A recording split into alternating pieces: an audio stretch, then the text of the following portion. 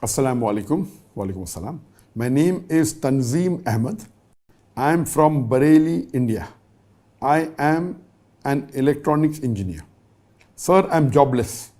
While searching for a job, when I mention in my resume that I am a fresher, then companies do not shortlist my name. When I mention fake experience in my resume, then the company shortlists my resume and I get the job. I want to ask you, if I get a job through fake experience letter, then is the money earned from it halal or haram?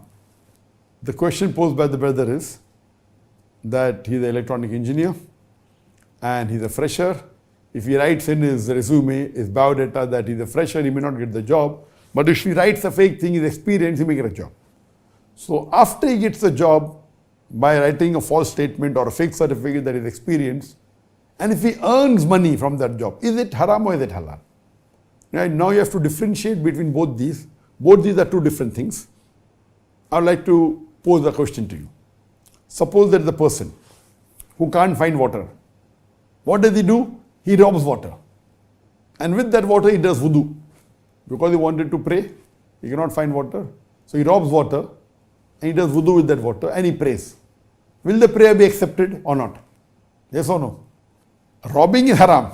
So if he robs, he'll get punishment for that. But his wudu is complete because he did wudu with that water. He prayed. The salah also will be accepted. So similarly here, if you make a fake certificate, you will be held responsible for that forgery. You will get the punishment for making the fake certificate.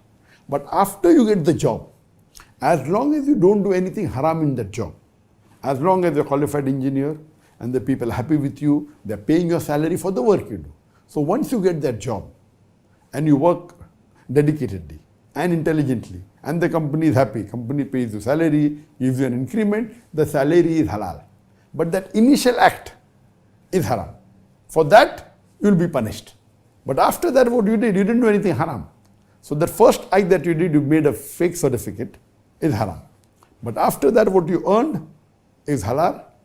It's permitted. So you have to ask forgiveness to Allah subhanahu wa ta'ala for forging that certificate. And if you want to go more ahead, you can even tell your boss that when the boss starts liking you, boss, I'll tell you one thing, that now I'm working in a company for 5 years, but I'll tell you one thing, that is a mistake and hope you forgive me. What's the mistake? That I forged the certificate. If you're a good employee, now you already experienced for 5 years. Khalas, why will he take you out?